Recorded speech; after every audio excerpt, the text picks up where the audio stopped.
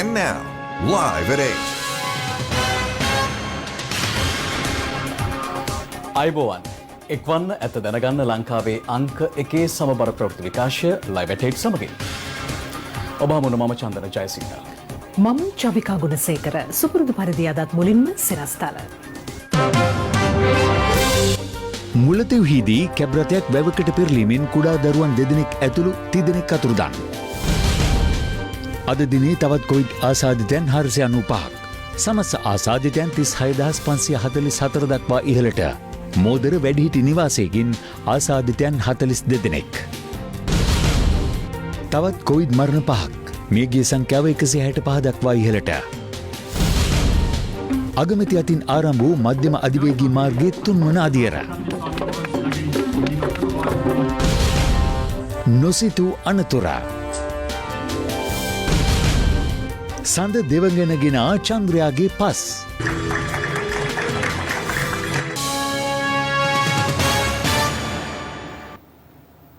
මුලතිව් වවුනිකුලම් ප්‍රදේශයේ වැවකට කැබ්‍රතයක් පෙරලීමෙන් දරුවන් දෙදෙනෙකු ඇතුළු තිදෙනෙක් අතුරුදන්ව තිබෙනවා. අනතුර සිදු වූ අවස්ථාවේ කැබ්‍රතේ සිටි තවත් දරුවෙකු බේරාගෙන ඇති අතර අතුරුදන් වූවන් සොයා පොලිසිය මේ වන විට මෙහෙයුම් ආරම්භ කර තිබෙනවා. මුලතිව් වවුනිකුලම් ප්‍රදේශයේ වැවකට කැබ්‍රතයක් පෙරලී යාමින් අද අනතුරක් සිදු වුණා. අනතුරින් අවුරුදු 2ක කුඩා දැරියක් ඇතුළු තිදෙනෙකු අතුරුදන්ව තිබෙනවා. අතුරුදන්ව ඇත්තේ අවුරුදු 38ක පුද්ගලයෙකු හා ඔහුගේ 12 වැනි පුත්‍රයා හා අවුරුදු 2ක් වයසැති දියණියයි. ඔවුන් මල්ලාවි සෙල්ලපුරම් ප්‍රදේශයේ පදිංචිකරුවන් බවටත් අනාවරණය වී තිබෙනවා. එමෙන්ම මෙම කැබ්‍රතය තුල සිටි අවුරුදු 12ක පිරිමි දරුවෙක් වැවට වැටීමෙන් අනතුරුව ඔහු බේරාගෙන ඇති බවටයි වාර්තා වෙන්නේ. මේ සම්බන්ධයෙන් මල්ලාවි පොලිසිය විසින් පරීක්ෂණයක් ආරම්භ කර තිබෙනවා. ඒ වගේම මෙම අතුරුදහන් වූ පුද්ගලයන් සොයා විශේෂ මෙහෙයුමක් ආරම්භ කර තිබෙනවා. මෙරටින් හඳුනාගත් COVID-19 ආසාදිතයින් සංඛ්‍යාව 36544 දක්වා ඉහළ ගොස් තිබෙනවා. ඒ අද දිනේ ආසාදිතයින් 495 දෙනෙකු වාර්තා වීමත් සමගයි. මේ අතර COVID-19 ආසාදිත තවත් මරණ 5ක් සිදුව ඇති බව රජයේ ප්‍රවෘත්ති දෙපාර්තමේන්තුව ඊයේ වාර්තා කළා. ඒ අනුව මෙරට සිදුවී ඇති සමස්ත COVID-19 ආසාදිත මරණ සංඛ්‍යාව 165 දක්වා ඉහළ ගියා. මෙරටින් ඊයේ වාර්තා වූ COVID-19 ආසාදිත මරණ 5ම සිදුව ඇත්තේ බස්නාහිර පළාතෙන්. අගලවත පදිංචි 72 වැනි පුද්ගලයෙකු අගලවත මූලික රෝහලට ඇතුළත් කරන අවස්ථාවේදී මිය ගොස් වෙනවා. මරණයට හේතුව ලෙස දක්වා ඇත්තේ COVID-19 ආසාදනය සහ අධිරුධිර පීඩනය නිසා ඇති වූ හෘදයාබාධයක්. මග්ගොන පදිංචිව සිටි COVID-19 ආසාදිත 86 වැනි කාන්තාවක් සිය නිවසේදීම මිය ගියා. රජයේ ප්‍රවෘත්ති දෙපාර්තමේන්තුව ප්‍රකාශ කළේ COVID-19 ආසාදනය සහ අධිරුධිර පීඩනය නිසා ඇති වූ හෘදයාබාධයක් මරණයට හේතුව බවයි. කොළඹ 15 පදිංචිව සිටි 76 වැනි ආසාදිතයෙකු කොළඹ ජාතික රෝහලට ඇතුළත් කිරීමෙන් පසු හෝමාගම මූලික රෝහලට මාරු කර යවා ඇති අතර එහිදී මිය ගොස් වෙනවා. ඒ උග්‍ර වූ වකුගඩු රෝගී තත්ත්වයක් සහ කොවිඩ් නියුමෝනියා තත්ත්වයක් හේතුවෙන් මහරගම පදිංචිව සිටි 56 වැනි COVID-19 ආසාදිතයෙකු දකුණු කොළඹ ශික්ෂණ රෝහලට ඇතුළත් කිරීමෙන් පසු හෝමාගම මූලික රෝහලට මාරු කර යැවීමෙන් අනතුරුව මිය ගොස් වෙනවා. කොවිඩ් නියුමෝනියා තත්ත්වයක් මරණයට හේතු වී ඇති බවයි රජයේ ප්‍රවෘත්ති දෙපාර්තමේන්තුව පැවසුවේ. වතුපිටිවල පදිංචි 86 වැනි COVID-19 ආසාදිතයෙකු සිය නිවසේදී මිය ගොස් ඇති අතර මරණයට හේතුව ලෙස දක්වා ඇත්තේ COVID-19 ආසාදනය නිසා උග්‍ර වූ වකුගඩු රෝගී තත්ත්වයක්. ඊයේ මෙරටින් වාර්තා වූ COVID-19 ආසාදිත 662 දෙනාගෙන් දෙදෙනෙකු විදේශවල සිට පැමිණි පුද්ගලයින්. ඉතිරි ආසාදිතයින් 660 දෙනා අතරින් වැඩිම පිරිසක් වාර්තා වී ඇත්තේ කොළඹ දිස්ත්‍රික්කයෙන් වන අතර ඒ 259ක්. ඉන් 44 දෙනෙකු කොළඹ 13 බ්ලූ මැන්ඩල් ප්‍රදේශයෙන් වාර්තා වී ඇති අතර දෙමටගොඩින් 33 දෙනෙක්, කොළඹ 12න් 25 දෙනෙකු, බොරැල්ලෙන් 22 දෙනෙකු සහ මට්ටක්කුලියෙන් 21 දෙනෙකු වාර්තා වුණා. ඊට අමතරව කළුතර දිස්ත්‍රික්කයෙන් ආසාදිතයින් 164 දෙනෙකු සහ ගම්පහ දිස්ත්‍රික්කයෙන් ආසාදිතයින් 79 දෙනෙකු වාර්තා වී තිබෙනවා. ගම්පහ දිස්ත්‍රික්කයේ දොම්පේ ප්‍රදේශයෙන් 14 දෙනෙකු, තිරියායෙන් ආසාදිතයින් 13 දෙනෙකු සහ වත්තලින් ආසාදිතයින් 12 දෙනෙකු වාර්තා වුණා. බස්නාහිර පළාතෙන් පිටත්ව යන ජනතාව අතර COVID-19 ආසාදිතයින් හඳුනා ගැනීම සඳහා අදත් රැපිඩ් ඇන්ටිජන් පරීක්ෂණ ක්‍රියාත්මක කෙරුණා. ඒ ගාලුපාර, නුවරපාර, රත්නපුර පාර සහ මේගමුව පාර ආශ්‍රිතවයි. කොළඹ නුවරපාරේ දංஓවිට ප්‍රදේශයේදී සිදු කෙරුණු රැපිඩ් ඇන්ටිජන් පරීක්ෂණ වලින් එක් අයෙකු COVID-19 ආසාදිතයෙකු ලෙස හඳුනා ගැනුණා. කොළඹ රත්නපුර මාර්ගයේ කොස්ගම ශාලාව ප්‍රදේශයේදී රැපිඩ් ඇන්ටිජන් පරීක්ෂණ ක්‍රියාත්මක කෙරෙනු අතර එහිදී අවිස්සාවේල්ල අපනයන සැකසුම් කලාපයේ සේවය කරන පුද්ගලයෙකු ආසාදිතයෙකු ලෙස හඳුනා ගැනුණා. කොළඹ බීගමුව මාර්ගයේ රැපිඩ් ඇන්ටිජන් පරීක්ෂණ අදත් සිදු කෙරුණේ කොච්චකඩේ පාලම අසලදී. මේ අතර ගාලුපාරේ බෙන්තර පාලම අසලදීද අද අහඹු ලෙස තෝරාගත් පුද්ගලයින් රැපිඩ් ඇන්ටිජන් පරීක්ෂාවට ලක් කෙරුණේ මේ ආකාරයෙන්. බන්ධනාගාර ආශ්‍රිතව තවත් COVID-19 ආසාදිතින් 74 දෙනෙකු ඊයේ හඳුනාගත්තා. ඒ අනුව බන්ධනාගාර ආශ්‍රිතව හඳුනාගෙන ඇති සමස්ත ආසාදිතයින් සංඛ්‍යාව 3372ක්. මෝදර රජමල්ලොත්ත ප්‍රදේශයේ පවත්වාගෙන යන වැඩිහිටි නිවාසයක රැඳී සිටි 42 දෙනෙකු COVID-19 ආසාදිතින් ලෙස හඳුනාගෙන තිබෙනවා. කොළඹ මහනගර සභාවේ ප්‍රධාන සෞඛ්‍ය වෛද්‍ය නිලධාරී වෛද්‍ය රුවන් විජේමුනි මහතා පැවසුවේ අහඹු ලෙස සිදු කළ PCR පරීක්ෂණයකින් මීට පෙර එම නිවාසයේ තිදෙනෙකු ආසාදිතින් ලෙස හඳුනාගෙන බවයි. ඒ අනුව සිදු කළ PCR පරීක්ෂණ වගින් මේ පිරිස හඳුනාගෙන අතර ඉන් රෝග ලක්ෂණ පෙන්නුම් කෙරුණු 6 දෙනෙකු කඩිනමින් රෝහල්ගත කිරීමට පියවරගත් බව ඔහු ප්‍රකාශ කළා. අනෙක් පුද්ගලයින්ද රෝහල්ගත කිරීමටයි කටයුතු කර ඇත්තේ. බෙන්තර තුන්දුව ග්‍රාම නිලධාරී වසමේ COVID-19 ආසාදිතින් 41 දෙනෙකු වාර්තා වී තිබෙනවා. 302ක් අතරින් තමයි දැන් රෝගීන් වාර්තා වෙලා තියෙන බස්නාහිර පළාත ආශ්‍රිතව ගොඩක් සංචරණය සිදු කරන අතරතුර රෝගයේ පැමිණීමක් සිදු ඇති බව තමයි අපි සැක කරන්නේ. දුම්පේ පූගොඩ කුමාරිමුල ගම්මානයේ COVID-19 ආසාදිතින් 17 දෙනෙකු වාර්තා වී තිබෙනවා. ඒ අනුව එම ගම්මානයට සංචරණ සීමා පැනවීමටයි සෞඛ්‍ය බලධාරීන් පියවරගෙන ඇත්තේ. මේ අතර දෙහියෝ විට පහළ තල්දුව ග්‍රාම සේවා වසමටද සංචාර සීමා පැනවුණා. ඒ එම ප්‍රදේශයෙන් COVID-19 ආසාදිත පුද්ගලයින් 18 දෙනෙකු හඳුනා ගැනීමත් සමගයි. අවිස්සාවේල සීතාවක අපනයන සැකසුම් කලාපේ තවත් COVID-19 ආසාදිතින් 7 දෙනෙකු හමුවීමත් සමග ඉන් හමු වූ සමස්ත ආසාදිතින් සංඛ්‍යාව 229ක් දක්වා ඉහළ ගියා. ඊයේ වාර්තා වී ඇති ආසාදිතින් හංගල්ල දෙහියෝ විට සහ ඇහැලියගොඩ ප්‍රදේශවල පදිංචිකරුවන්. ඇහැලියගොඩ ප්‍රදේශයෙන්ද COVID-19 ආසාදිතින් 13 දෙනෙකු හඳුනා ගැනුණා. ඔවුන්ගෙන් 7 දෙනෙකු සීතාවක අපනයන සැකසුම් කලාපෙන් හඳුනාගත් ආසාදිතයින්ගේ ආශ්‍රිතයින්. තවත් පුද්ගලයින් 3 දෙනෙකු දිවුරුම්පිටිය ඇඟලුම් කර්මාන්ත ශාලාවෙන් හඳුනාගත් රෝගීන්ගේ ආශ්‍රිතයින් වන අතර තවත් 3 දෙනෙකු බෝපැත්ත ප්‍රදේශයේ පදිංචිකරුවන්. හෝමාගම පිටිපන ප්‍රදේශයේ එකම පොලිස් සාමාජිකින් 7 දෙනෙකුද COVID-19 ආසාදිතින් ලෙස හඳුනාගෙන තිබෙනවා. ඉන් එක් පුද්ගලයෙකු කොළඹ ප්‍රදේශයේ රැකියාවක නිරත වන බවයි සෞඛ්‍ය අංශ පැවසුවේ. COVID-19 වසංගතය හමුවේ තම සමාජිකයින් PCR පරීක්ෂණ සඳහා යොමු කරනු ලෙස ත්‍රිරෝදරතර යදුරන් එල්ලීමක් කරනවා.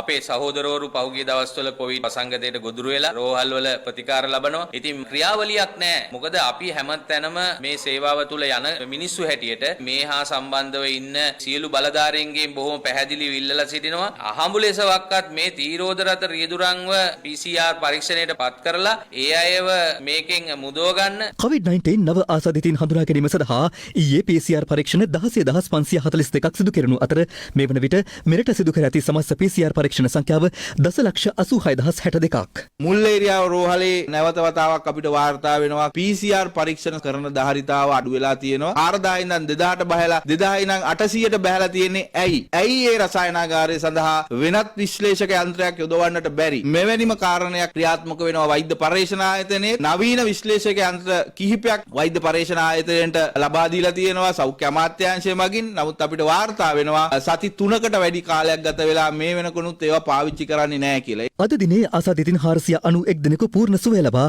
රෝහල් වලින් පිටත්ව ගියා.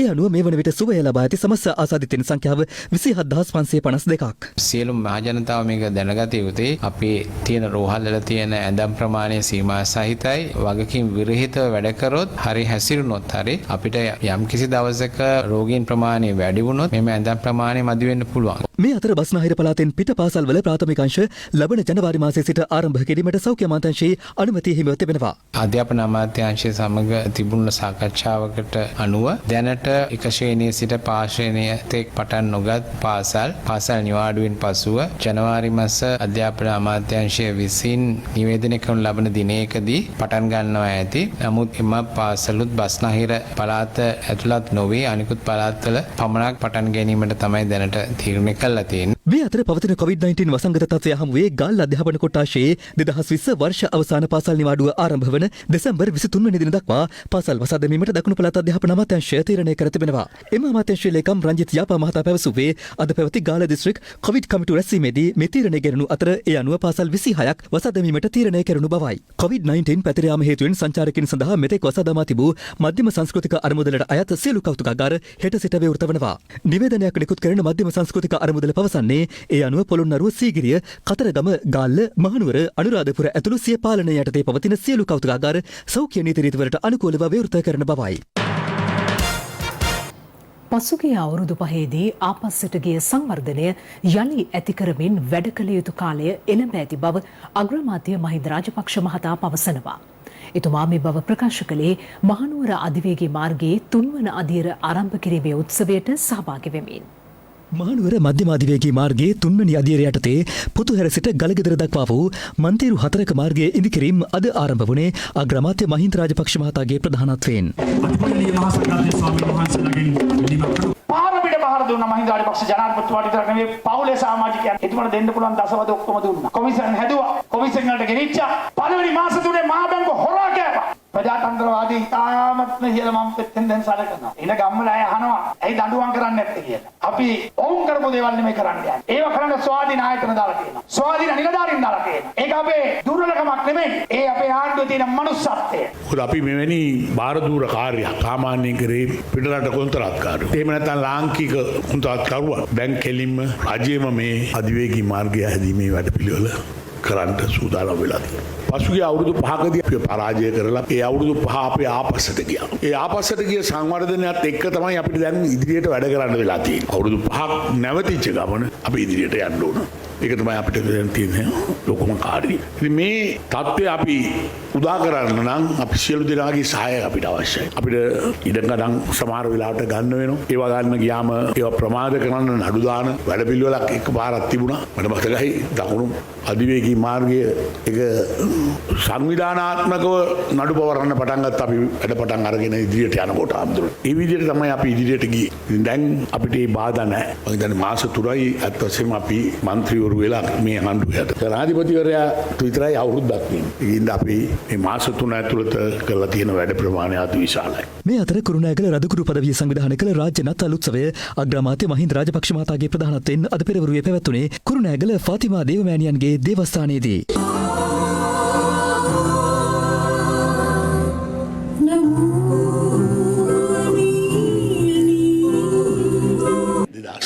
මේ අප්‍රේල් 21 වෙනිදා මරාගෙන මැරෙන ප්‍රහාරය. ඒක ආසියාවේ විතරක් නෙවෙයි. ලෝක මට්ටමෙනුත් සිවිල් රැසියන් ඉලක්ක කරගෙන සිදු කළ ධර්ම ත්‍රස්තවාදී ප්‍රහාරය කිව්වොත් ගැනි වැඩ. මුත් කතෝලික ජනතාව කිසිදු ලේ බිඳුවක් සෙලවෙන්නට නැති විදියට ඒ මොහොතේ කටයුතු කරපු බව අපි දන්නවා. බුදුරජාණන් වහන්සේ අපිට කිව්වේ වෛරයෙන් වෛරය නොසන්සිඳෙන්න කියලා. ඒක කම්මුලකට ගැහුවොත් අනිත් කම්මුලත් හරවන්න කියලා තමයි මං හිතන්නේ. යේසුස් පියාණන් වහන්සේ ඒ වගේ දර්ශනයක් අදහන ජනතාව ඒ වගේ සාමකාමී වීම අපට ලැබූ භාග්‍යයක්. අපට ඕන කරන්නේ අනාගාමික රටක් නොවේ. එහෙම ආගම් එපා කියන අයට හොඳ උත්තරයක් පසුගිය කාලේ ලැබුණා.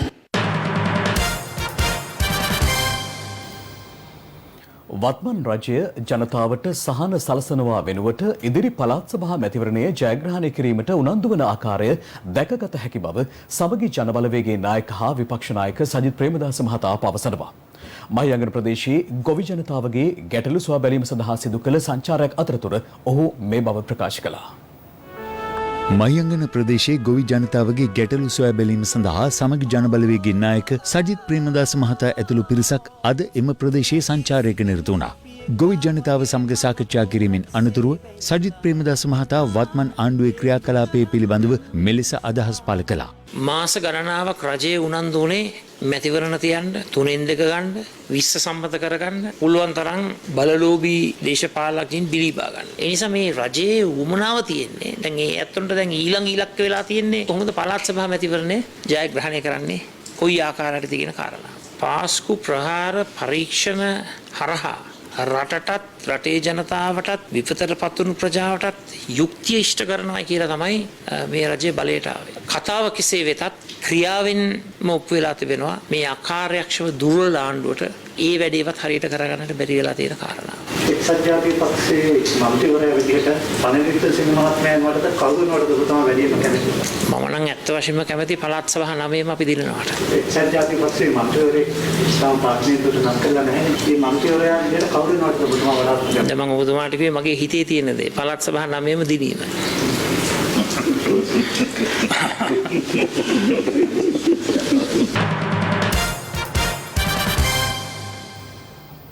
පූජ්‍ය මුරුත්තෙට්ටුවේ ආනන්ද හිමියන් අද අභයාරාමයේ පැවති මාධ්‍ය හමුවකදී වත්මන් දේශපාලන තත්ත්වය සම්බන්ධයෙන් අදහස් පළ කළා.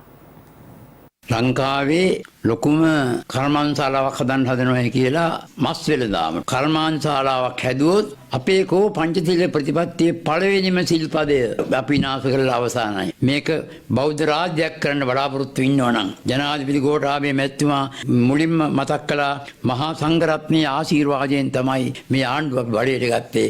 එබැවින් මහා සංඝරත්නය කවදාකවත් ආශිර්වාද කළේ නෑ සතුන් මරන්නට. මම දන්නේ නෑ ඔබතුමාට මොකා උපදෙස් දෙනවද කියලා. ඇත්තටම කනගාටුයි. වහන්සේත් දැඩි කලකිරීමෙන් ඉන්න ආණ්ඩුව ගැන ශ්‍රී ලංකා නිදහස් පක්ෂයටත් කුඩම්මගේ සැලකිලි කියලා හඬා වැළපෙනවා. ශ්‍රී ලංකා නිදහස් පක්ෂයට කුඩම්මගේ සැලකිලි දක්වනවා නම් මම හිතන එක සාධාරණයි. උන්ගේ කනගාටුව. ඇයි මේ බඩේටපත් කරන්න ආණ්ඩුවක් හදලා අපටත් කුඩම්මගේ සැලකිලි දක්වනවා නම් උන් කියන්න වචන නෑ සිංහල භාෂාවෙන්. වැරද්දක් කළාය පගාවක් ගත්තා අල්ලසක් ගත්තාය කියලා 600ක් මාරු කරන්න තරම් මේ ආණ්ඩුව සමත් වෙලා ඉන්නවනම් මේ වැඩ කරන පන්තියේ මොකද්ද ඉදිරියට වෙන්නේ කොහෙන්ද අපට දැන් පේනවා නොපෙනෙන හස්තයක් ජනාධිපතිතුමාගේ ඉදිරි ගමනට බාධා කරනවා ජනාධිපතිතුමනි මේ නොපෙනෙන හස්තය ඉස්සෙල්ලා ඉවත් කරන්න මගේ ප්‍රාර්ථනාව සියල්ල අපට ලැබේවා මට ලැබේවා නෙමෙයි එහෙනම් ඒකයි ආණ්ඩුවට අපි ආණ්ඩුව වේචන කරන්න ඕන ආණ්ඩුව හදාගන්න උදව් කරා නම් ආණ්ඩුව කෙලින් කරන්නත් අපි කරන්න ඕනේ. අපි ඉල්ලීමක් ඔබතුමාගෙන් කරනවා පරිපාලන බලය අපේ අග්‍රාමාත්‍ය මහින්ද රාජපක්ෂ මැතිතුමාට බාර දීලා රටේ ආණ්ඩුව ගෙනියන්න සරස්මක් හැදුවොත් ඔබ දෙපළට සහෝදරත්වයෙන් යුක්තව මේ රට පාලනය කරන්න පුළුවන්. මේ රට ගෙනියන්න පුළුවන්. COVID-19 රෝගීන් සඳහා නිපද වූ ධම්මික මහතාගේ පැනිය සහ හෙළ වෙදකම ගැන මේ දිනවල දැඩි කතා බහට ලක්වනවා. මේ ඒ පිළිබඳව පක්ෂ විපක්ෂ දේශපාලඥයින් දැක්වූ අදහස් කිහිපයක්. ධම්මික වෙද මහත්තයා වෙන්න පුළුවන් රාවණා වෙද මහත්මයා වෙන්න පුළුවන් තවත් වෙද මහතුරු ගොඩාක් කට්ටිය හොයාගෙන තියෙනවා දේශීය දේවල් පිළිබඳව අපේ විශ්වාසයක් ඉස්සර ඉඳලා තියෙනවා මගේ ප්‍රාර්ථනය දේශීය වෙදකමක් මේවට හරියන්න ඕන කියලා ධම්මික වැනිය පාර්ලිමේන්තුවට තරංග ගියා කතානායකවරයා දැන් සෞඛ්‍ය ඇමතිවරියද කතානායකවරයාද පාර්ලිමේන්තු මන්ත්‍රීවරුද සේරම කොරෝනා පැණි බීලා මාස්ක් එක දාගෙන ඉන්නවා කොරෝනා පැණියටත් මාස්ක් පිහිටයි කියන තමයි අපිට සිද්ධ වෙලා තියෙන්නේ කවුරුන්නෝ බේතක් හදා ගන්නවා නම් මේ COVID-19ට මම හිතනවා ඒක තමයි මේ අවස්ථාවේදී රටට වගේම ලෝකෙටම වෙන්න පුළුවන් හොඳම ආශිර්වාද. අද මිනිස්සුන්ට අවශ්‍ය එන්නත් ටික හොයාගන්න සල්ලි නැහැ. මිත්‍යාවල් පිටුපස්සේ යනවා. ඒව තුලින් මිනිස්සුන් රවට්ටන්න හදනවා. මම රටක්ම අද උත්සාහ කරන දියුණු නොදියුණු රටවල් මේකට බෙහෙත් හොයන්නේ. අපේ සිංහල වෙදකම පාවිච්චි කරලා අපේ ආයුර්වේදකම තමයි අපේ පාරම්පරික උරුමය. ඒකේ වෙද මහත්තුරු කීප දෙනෙක් උත්සාහයක දෙනවා අපිටත් මේක කරන්න පුළුවන් කියලා. ධම්මික වෙද මහත්තයත් ඒ උත්සාහය යෙදෙනවා. දේශීය වෛද්‍ය ක්‍රමය අපි කිසිසේත් හෙලා දකින්නේ නැහැ. එයාගේ කරනවා. හැබැයි ඔය හොයාගත්තයි කියන පැණිය පිළිබඳ ඊට වඩා වෙනස් අදහසක් තිබෙන්නේ. මම දුටුවා ඒ ගැන බොහෝ පාර්ශවයන් වල අදහස්. COVID-19 ව්‍යසනය වෙනුවෙන් හදපු දේශීය ප්‍රතිකර්ම අත්හදා බැලීම් පිළිබඳව මහා සමාජ ව්‍යසනයක සංවාදයක් අපි දකිනවා. මේකට එල්ලවන පහරට එරෙහිව ස්වදේශිකත්වයේ හයිය තියෙන ආධ්‍යාත්මික ශක්තියක් තියෙන මිනිස්සු විදියට අපි මේ වෙනුවෙන් පෙනී ඉන්න ඕන. ඊයේ පෙරේද ආවා ආණ්ඩුවේ පැණි බෝතලේ අරගෙන ශ්‍රීමා බෝධියට වක් කරන්න. අපි ගරු කරනවා අපේ අටම ස්ථානාධිපති නායක ස්වාමින් වහන්සේට ආණ්ඩුවට නැති මොලේ මහාචාර්යවරු කියාගත්ත අනුරාධපුර දිස්ත්‍රික්කයේ ඇමතිවරු අද ශ්‍රීමා බෝධියත් විනාශ කරන්න හදපු ක්‍රියාමාර්ගයෙන් ශ්‍රීමා බෝධිය ආරක්ෂා කරගන්න ගත්ත ක්‍රියාමාර්ගයට අපි ගරු කරනවා. ධම්මිකගේ පැණිය ගැන කතා කරනවා. ඊළඟට මහර හිරගෙදර ගැන කතා කරනවා. මෙව්වා තමයි විපක්ෂේ රටේ කතා කරන්නේ. මිනිස්සු කියන්නේත් මෙව්වා ගැන. මිනිස්සු කතා කරන්නේත් වෙද මහත්තයාගේ පැණිය ගැන. මේ බුදුහාමුදුරුවෝ බුදු වෙන්න පිටදුන්නු ඒ ශ්‍රේෂ්ඨ ස්ථානට ගිහිල්ලා ශ්‍රීමා බෝධිය ළඟට ගිහිල්ලා අටමස්ථානේ මහානායක හාමුදුරු ඉස්සරහා මිනිහට කාලි ආවේශ වෙනවා. කාලි කියනවා. පිස්සු ධම්මික වෙද මහත්මයා සොයාගත්ත බෙහෙත සම්බන්ධව නිර්දය ලෙස ඔහුට පහරගෙන ගැනීම මා හිතන්නේ ඉතාමත් නරක තත්ත්වයක්. මොහු කරන එක සම්බන්ධව වැරදි ප්‍රකාශ කරනවට වඩා හොඳ දේ තමයි මොහුගේ බෙහෙත පිළිබඳව මූලික විමර්ශනයක් සිද්ධ කරන එක. කොවිඩ් ව්‍යසනයත් සමග හුදකලා කෙරුණු ප්‍රදේශවල පදිංචි ජනතාව හට පසුගිය දිනවලත් සරණක් වන්නට ස්වර්ණශ්‍රී සත්කාරය හරහා අවස්ථාවක් ලැබුණා. ඊට ශ්‍රී ලංකා ටෙලිකොම් සහ මොබිටෙල් ආයතනයේ දායකත්වය හිමි වූ අතර අදත් එවැනි ස්වර්ණශ්‍රී සත්කාර වැඩසටහනක් මාලිගාවත්ත ලක්සිත සෙවන නිවාස සංකීර්ණයේදී එලෙසින් පැවැත්වුණා. ස්වර්ණවාහිනී ආයතනයේ මැදිහත්වීම මත පැවැත්වුණු එම වැඩසටහනට ශ්‍රී ලංකා ටෙලිකොම් සහ මොබිටෙල් ආයතනයේ නිලධාරීන් මෙන්ම අප ආරාධනයෙන් කොළඹ දිස්ත්‍රික් ලේකම් ප්‍රදීප් යසරත්න මහතා ඇතුළු රාජ්‍ය නිලධාරීන් පිරිසක්ද එක් වුණා. ශ්‍රී ලංකා ටෙලිකොම් සහ මොබිටෙල් ආයතන සමග අත්වැල් බැඳගෙන ස්වර්ණවාහිනිය ශ්‍රී FM සමගින් ස්වර්ණ ශ්‍රී සත්කාර වැඩසටහන මේ විදිහට පළමු අධියර විදිහට ලක්ෂිත සෙවන නිවාස සංකීර්ණයට අවතින් මේ නිවාස සංකීර්ණයේ සියලු ජනතාවට අප අත්‍යවශ්‍ය ආහාර පාන ලබා දෙනවා. එහිදී නිවාස සංකීර්ණයේ පදිංචි ජනතාවට සංකේතාත්මකව වියලි ආහාර ද්‍රව්‍ය මල්ලක් ප්‍රදානය කෙරුණා. මේ වෙලාවේ අපිට මොබිටෙල් ආයතන මේක සාහනයක් දෙන එක ලොකු දෙයක්. මේ වෙලාවට මේක දෙන්න එක හොඳ වැඩක් තමයි. බොහොම ස්තුතියි අපි දුන්නට. තියෙන තත්ත්වෙට මට මේක ලැබිච්ච එක ලොකු දෙයක්. දීප ආයතනට ස්තුති කරනවා. වැඩි ලැබේවා කියලා මම ප්‍රාර්ථනා කරනවා. ශ්‍රී ලංකා ටෙලිකොම් සහ ශ්‍රී ලංකා ටෙලිකොම් මොබිටෙල් ආයතනයේ ස්වර්ණවාහිනී මාධ්‍ය ආයතනයත් එක්ක එකතු වෙලා මේ ලක්ෂන්ද සෙවන මහල් නිවාසයත් අපි මේ වගේ ක්‍රියාදාම කිහිපයක්ම කරා. මේ ක්‍රියාදාම මේ මහල් නිවාසවල COVID-19 ව්‍යසනයේ අපහසුතාවයට පත් වෙලා තියෙන සියලුම අපේ ශ්‍රී ලාංකිකයන්ට උපකාරීත්වයක් හැටියට වියලි ආහාර ද්‍රව්‍ය පරිත්‍යාගයක් කරා. දවස් 50ක් 60ක් එළියට යන්න බැරි තැන්වල ජනතාව විඳින දුක කොච්චරද කියලා අපිට තේරෙනවා. ඉතින් ඒක නිසා අපි ප්‍රජා සත්කාරයක් හැටියට මේ වගේ දේවල් කරා. ශ්‍රී ලංකා ටෙලිකොම් ආයතන මොබිටෙල් ආයතනයත් මේ ස්වර්ණවාහිනී ස්වර්ණශ්‍රී සත්කාරක වැඩසටහනත් දිගින් දිගටම කොළඹ නගරය කේන්ද්‍ර කරගෙන ඉන්න මේ ජනතාවට අඩු ආදායම්ලාභී ජනතාවට මහල් නිවාස ජනතාවට විශේෂයෙන්ම නාගරික වතු ජනතාවට මේ ලබා දෙන සහායය සත්කාරය රාජ්‍ය නිලධාරීන් අපිට ලොකු ශක්තියක්. අපි අද විතරක් නෙවෙයි හෙට දවසෙත් මෙම ස්ථානට පැමිණ මේ ලක්ෂිත නිවාස සංකීර්ණයේ තවත් ජනතාවට එවැනි ආකාරයට ශ්‍රී ලංකා ටෙලිකොම් සහ මොබිටෙල් සමග ස්වර්ණ ශ්‍රී සත්කාර වැඩසටහන යටතේ තවත් ආහාර පාන ලබා දීමට අපි සූදානම්. දයක් වෙත සතුට ලොවක් උරුම කළ ආදරණීය කලාකරුවන් වෙනුවෙන් ඩයලොග් ආයතනය සිනෙස්ටා පදනම සමග එක්ව ඔවුන්ගේ නිවසටම ගොස් ද්‍රව්‍යමය ආධාර ලබා දී කෘතවේදීත්වය පළ කිරීම කාගේත් පැසසුමට ලක් වූ කාරණයක් වුණා. ඒ කෘතවේදී අවස්ථාවට ස්වර්ණවාහිනිය අපටත් දායක වන්නට ලැබීම සතුටට කරුණක්. වර්තමානයේ ජනප්‍රිය පරපුරේ විනු සිරිවර්ධන හා සුරාජ් මාපා සමග අපේ රටේ ප්‍රවීණ රංගන ශිල්පියෙක් වන ඥානාංග ගුණවර්ධන මහතා මුණගැසීමට ඔහු පදිංචි කොටිකාවත්ත නිවසට අප ගියා.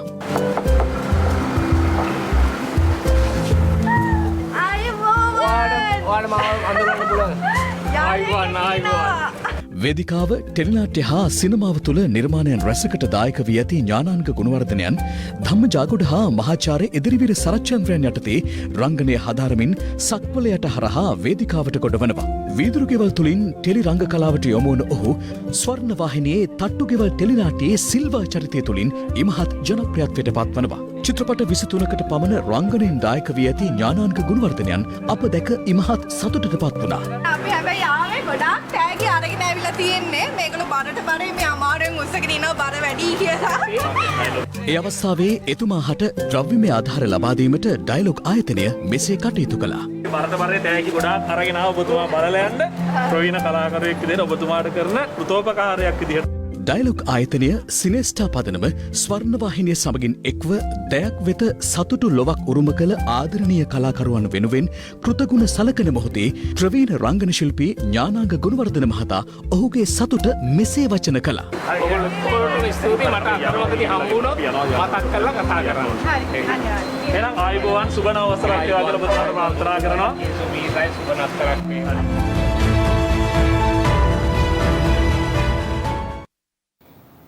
භූචලන හේතුවෙන් වික්ටෝරියා ජලාශ වේල්ලට බලපෑමක් නොමැති බවට විශේෂඥයින් තහවුරු කළ බව මහවැලි රාජ්‍ය අමාත්‍ය සිරිපාල ගම්ලත් මහතා පවසනවා. ඔහු මේ අදහස් පළ කළේ වික්ටෝරියා ජලාශය කළ නිරීක්ෂණයකින් අනතුරුවයි. දැන් රට වටින් අටට. රට වටින් අටට. වරාය අධිකාරිය රැකියා ලබා දෙන බව පවසමින් මුදල් වංචා කළ හිටපු පොලිස් කොස්තාපල්වරයෙකු කඳාන පොලිසිය මගින් අත්අඩංගුවට ගෙන තිබෙනවා. මිනුවන්ගොඩ ප්‍රදේශයේ පදිංචි 38 හැවිරිදි ඔහු වරාය අධිකාරියේ සභාපතිවරයාගේ පෞද්ගලික ආරක්ෂකවරයෙකු ලෙස පෙනී සිටිමින් මෙම වංචාව සිදු කර තිබූ බවයි පොලිසිය පවසන්නේ.